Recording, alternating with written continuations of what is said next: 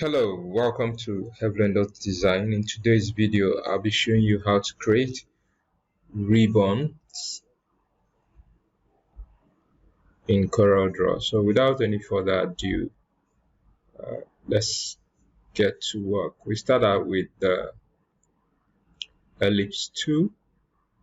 Just click and drag to form an ellipse shape. So just to make it have give it a focus and a direction, let's use a definite size. You can change your unit of measurement to millimeters. Let's do 100 millimeters by 30 millimeters. Okay, so with this you can flip this object, click and drag, right click holding down your control key, you duplicate. You can see you have a duplicate of this image. So with the freehand tool,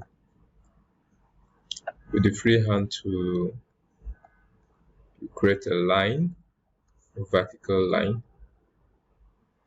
Just create a vertical line.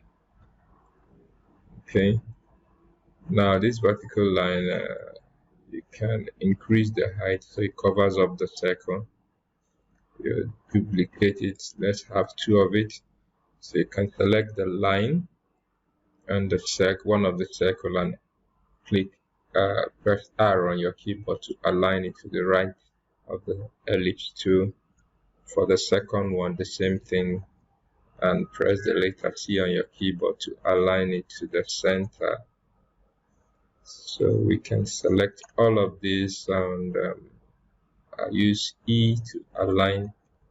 Okay, that's the wrong move. I need to group this, the both ellipse, then align this with the E. So I need it to, the lines to just go across the ellipse. So just extend this a little. Then we create a perpendicular line from this vertical line to this one. So still with the freehand, we just click and drag. When it meets the edge, you see that. Okay, so we can duplicate one of these. So move it on the edge just to find the center. Okay, when you find the center, it will indicate you're in the center. You right click. So you can align all of this to the top so they have the same height. So this is very close to what we are going to be working with. So now we use our smart feed to fill out this part. Okay, so this is the part we need. Select this part and duplicate, get it out. I can put aside this other part. That's just all for now for it. So this is what we have.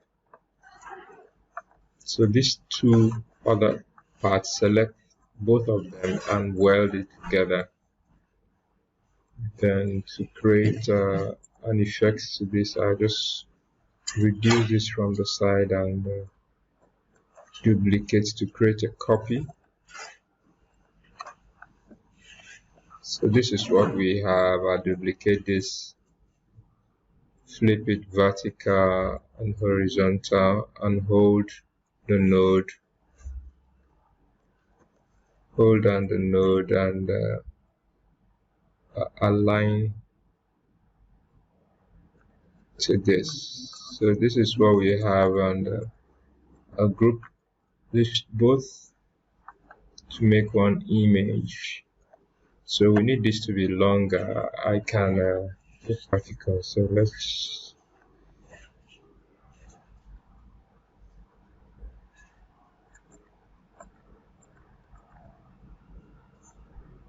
okay. I think this solves it. Group.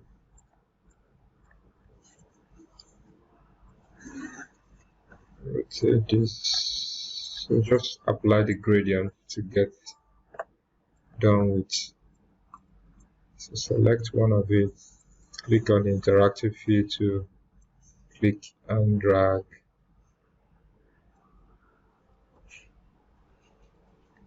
Okay, we're making use of the CMYK colors. We pick a yellow, and on this part, click and hold down the color. You have this drop down. You can use this last one and select the same color on the swatch. I need it to be darker, so you show the color sliders. You just increase the percentage of the black by 50%.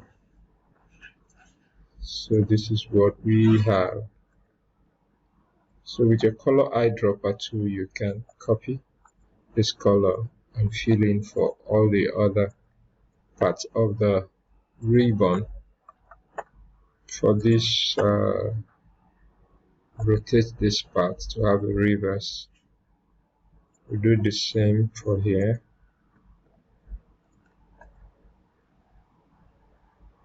Then just adjust this gradient a bit. Do the same for this one.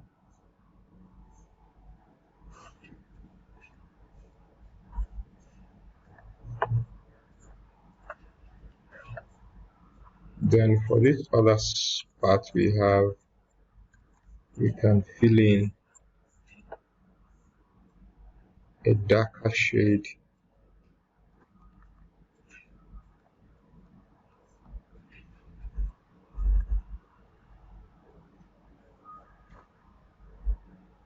Okay, just to add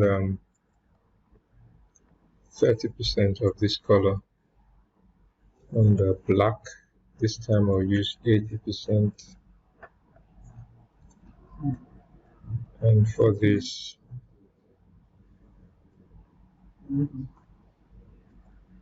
I use this. So this is what we have, and this is how we get, just take out the outline. This is how we get the ribbon. Okay, so you can just click and drag, group, reduce the size, can flip to make a reflection, convert it to bitmap, and apply your transparency. So if you are new to this channel and you find this tutorial interesting and educating, give the video a thumbs up. Don't forget to share, like and share. Turn on the notification bell so you'll be the first to be notified whenever I will upload another video. See you in my next tutorial. Thank you for watching.